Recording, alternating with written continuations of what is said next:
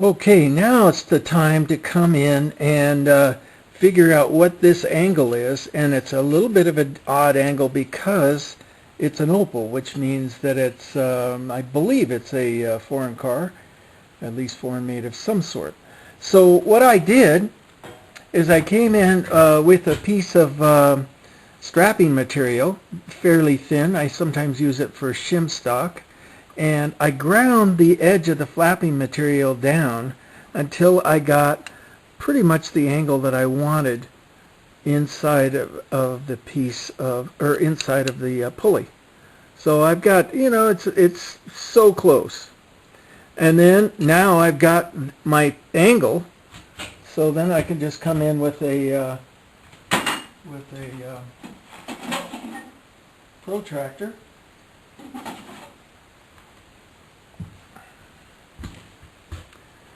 And set up the angle, and of course I've already preset this, and just drop that in there, and that looks pretty good, and I'm sitting right at 35 degrees. So take that, divide that in half, 17.5 degrees, and that's pretty much what we're going to start working with over here. Let's go ahead and rotate around here. Get some light on the subject. 17.5 degrees down on my degree wheel here. So 17.5 degrees. We loosen things up. Drop this in to, well, in this case it's going to be 90 minus so many degrees because we're going in. So that is 15 and 17 and 1/2. And since I have no eyes left, I have to actually come in with a 10 power jeweler's loop.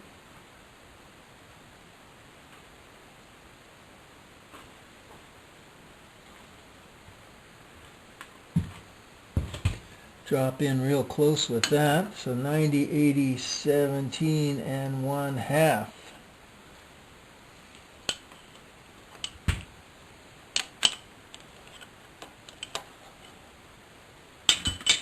And then the other thing is to come in with a tool bit that's under 35 degrees.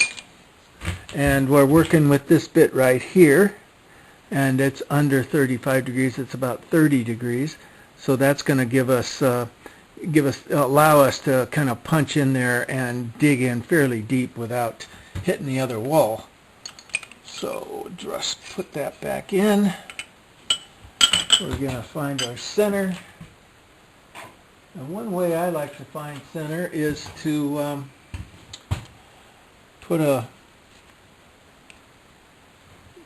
scale, fairly light one. It wants to be fairly light, up against the piece that you're going to work on, and it looks like it's just a little bit high. And when it's right centered, this will be total vertical. Let's get this tightened up a little bit. And that's just about there.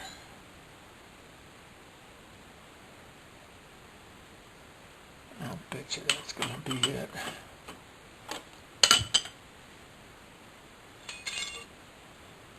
If I can keep hold of it. There it is. Exactly perpendicular. Maybe I'll swing you around. So the tool is right there, and all you do is just kind of nudge up against it until it's tight, and you can see that if you've got a 90 degrees or perpendicular to the table of the lathe. And if you get in total square there, you can see that pretty much it's just a little bit below, but I kind of like going just a little bit below anyway. Okay, so we've got our bit set up so that it's beyond the 17 degrees, and actually it doesn't look like it is, so maybe I'm going to kick it back just a little bit further just to make sure we're there. We bring that around to the line there. You can see the line.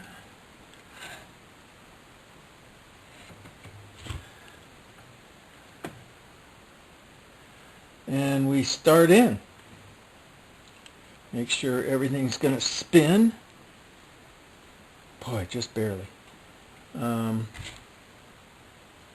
it is going to spin, so that's all that counts. Ooh, that's not good though. Let's see. So I don't know if you can see it or not, but the tap, which is kind of an oddball thing. I haven't gotten to the hardware store to get another bolt for that yet.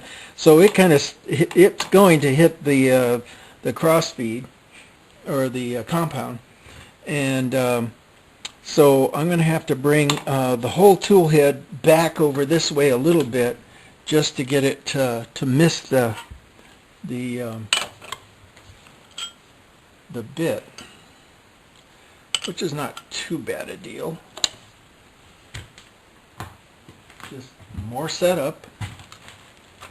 Bring it back in, make sure we're at a 90, and we are.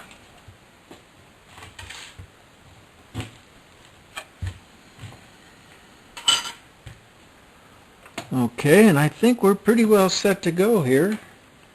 Everybody looks happy. Tighten her up a little bit. And let's get started.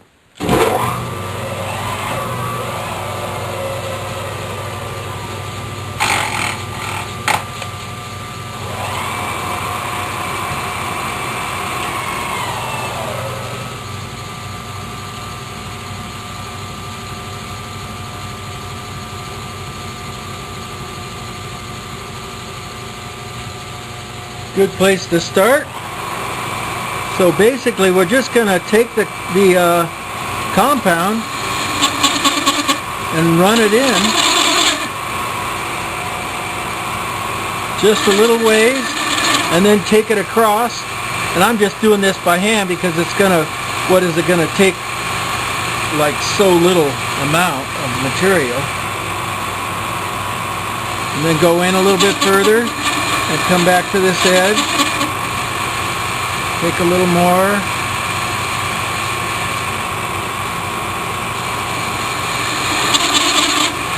it's all a hand operation at this point.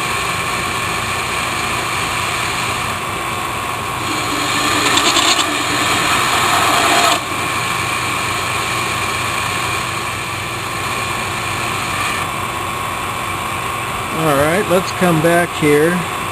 It looks like that bit needs to go over just a little bit more.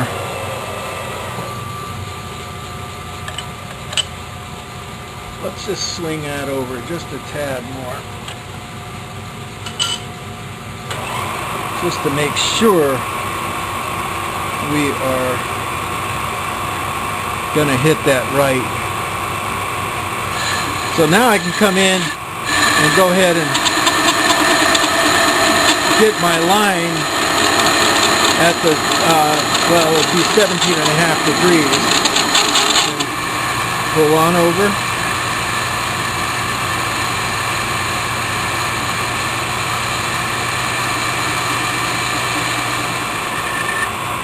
Come back.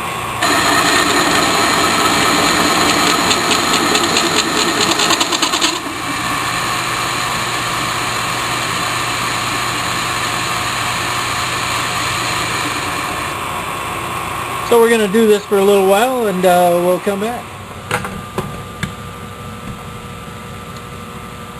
Okay, we've gone just about as deep as we can go on this far side over here. Now we need to turn the tool bit around and come in from this side over here and bring that into shape, and then we can go just a little bit deeper, and then we'll do a finish cut on both of those and get that thing right. Okay, so we've come in and we put our right-handed tool bit holder in. We had the straight one in before, and we put the right-handed tool bit holder in just to get out of the way of the lathe dog. Now we're going to bring that in around, but now what we have to do is take our compound and swing it around to the other side of 17 degrees, which would be somewhere over in here.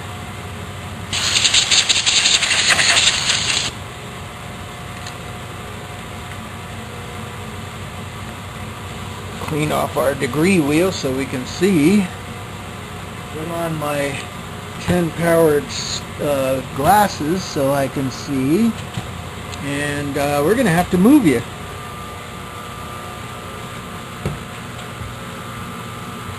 Okay. So we got 90, 80, 75, 73, 72 and a half.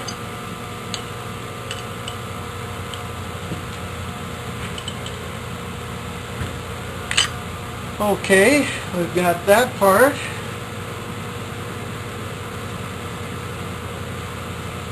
Now what we want to do is we want to come in, bring that bit in all the way inside, and then bring it around so it doesn't hit that other wall.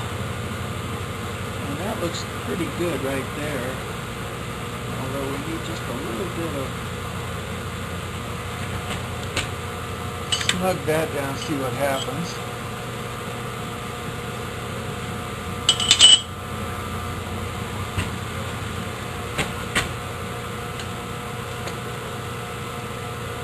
Oops.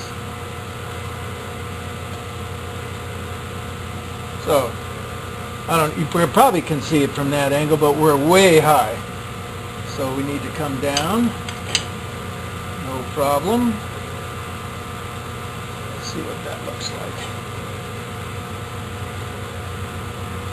Much better.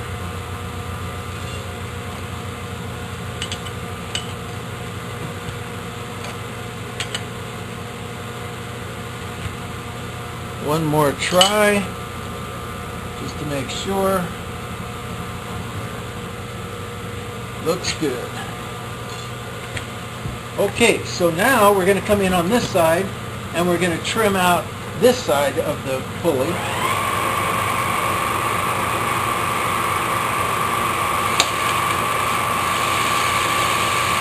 Whoops.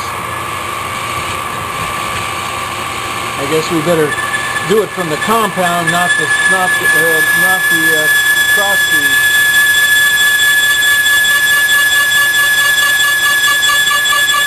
All right, it's squealing a little. It looks like it's hitting. So we're going to rotate this just a little bit more, just to make sure that we don't hit.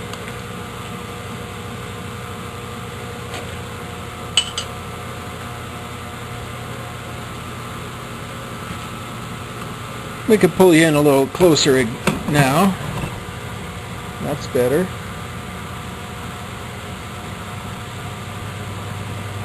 Okay, let's try this again.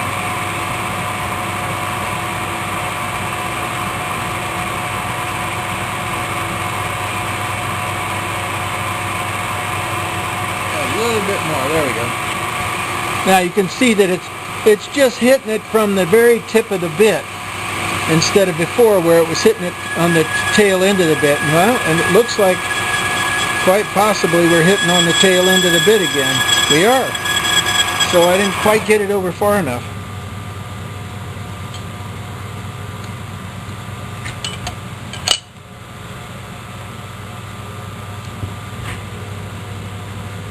Let's see. Let's take it over one more notch just to make sure.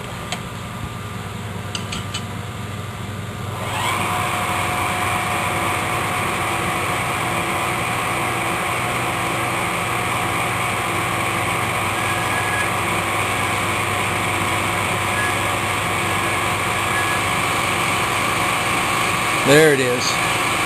And you can see there's a little gap at the back side of that bit, and it's just pulling metal from the front edge there, which is pretty much exactly what we want. Now the problem is getting down deep enough. We may not be able to. We may actually have to build another bit.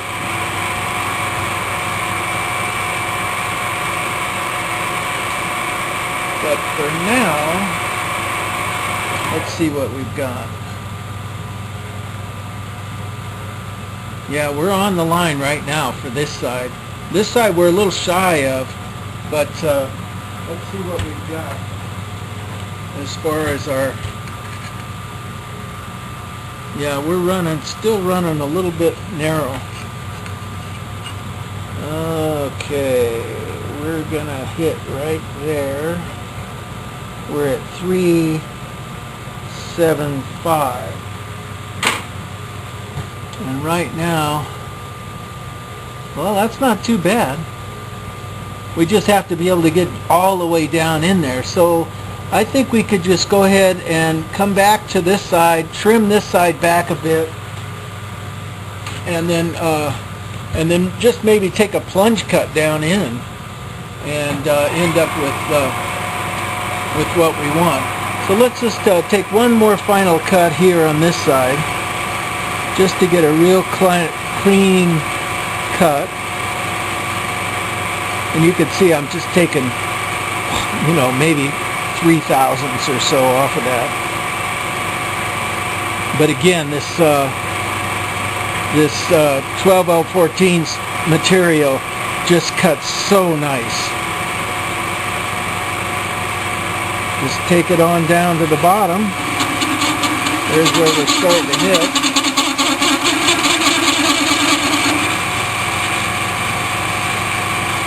Bring it across. Take it out. And let's swing the cross feed or the compound. Let's get a little bit of this off of here first.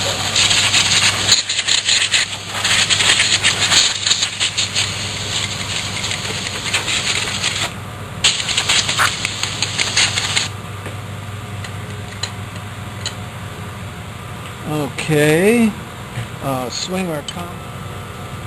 All right. So we're clear now. Yes.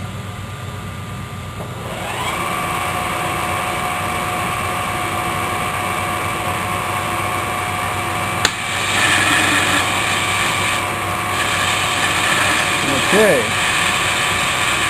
Take it on in. And that's about as far as we're going to be able to get it, right about there.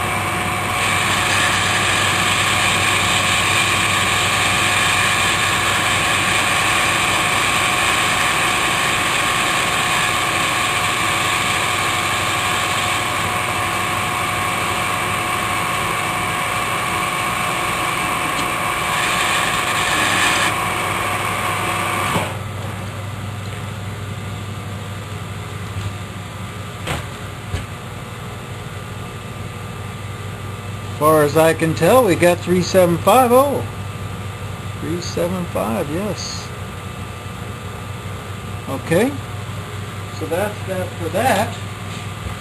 Now what we need to do is relieve that bottom side so that the belt can go in and hit right on the bottom. Okay, but we got to do a final cut on this piece here.